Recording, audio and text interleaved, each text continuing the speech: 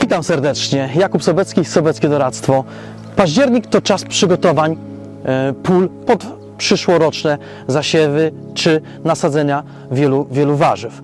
Aczkolwiek wiele naszych rozwiązań stosujemy też w uprawach rolniczych, czyli pszenica, rzepak, kukurydza, burak cukrowy, ale stricte skupiamy się na warzywnictwie polskim, w warzywnictwie, gdzie zmieniamy oblicze ziemi. Glina zwałowa ciężka, którą tu możemy zobaczyć. Zobaczcie, charakterystyczny kolor.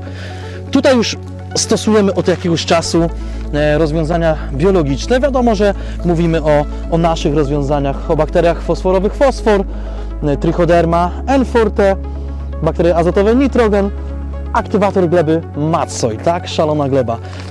Zawsze tutaj problemem w tym okresie czasu było odpowiednia uprawa, wbicie pługa. To jest charakterystyczne na Pojezierzu Gnieźnieńskim. Glina zwałowa ciężka, głębokie rennowe jezioro za naszymi plecami. Ta glina jest bardzo trudna w uprawie. Ona często, gdy już te rośliny powschodzą, radzi sobie dobrze w okresie suszy, ale tutaj problemem jest uprawa, odpowiednia metodyka. Nasze rozwiązania biologiczne przyczynią się do humifikacji resztek pożywnych oraz do napowietrzenia tej gleby. Zobaczcie, jak już widać tą efektywność biologiczną. Jest naprawdę przyjemnie, mokro, ta noga wpaduje, gdzie przedtem było to niemożliwe. Zobaczcie. Wielu z Was dzwoni, pisze, podpytuje, co zrobić. Wiele takich wiadomości otrzymuję od Was, że gleba się betonuje po deszczu nawalnym, zastyga. Właśnie wpływ na to ma biologia. To nie są tematy jakieś nowe, odkryte niedawno. To są tematy, które powstały od zarania dziejów. Biologia zawsze była w glebie, tylko ciężki sprzęt i chemizacja, ostatnie 30 lat chemizacji polskiego, ogólnie światowego rolnictwa spowodowało to, że wiele naturalnych bakterii zostało po prostu zniwelowanych czasami do zera.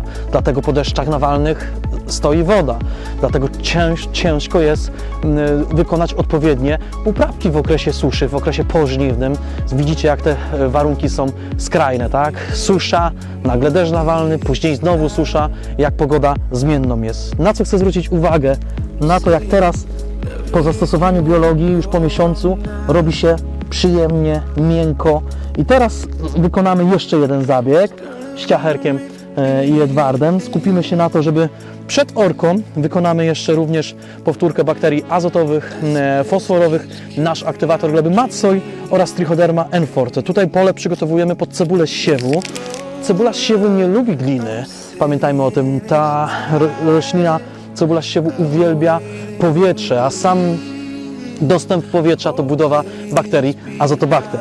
Wykonamy zabieg, który przyczyni się do humifikacji tych resztek pożniwych, a dobrze zagospodarowane resztki pożniwne dają nawet nam od 150 do 300 kg NPK. Resztki pożniwne, jeśli je dobrze shumifikujemy, nie będą przyczyniały się do chorób. To są formy przetrwalnikowe. Często śmierdzi to już grzybami. To są formy przetrwalnikowe wielu szkodników, na przykład śmietki kapuścianej, tym bardziej, że mamy tutaj stanowisko po rzepaku.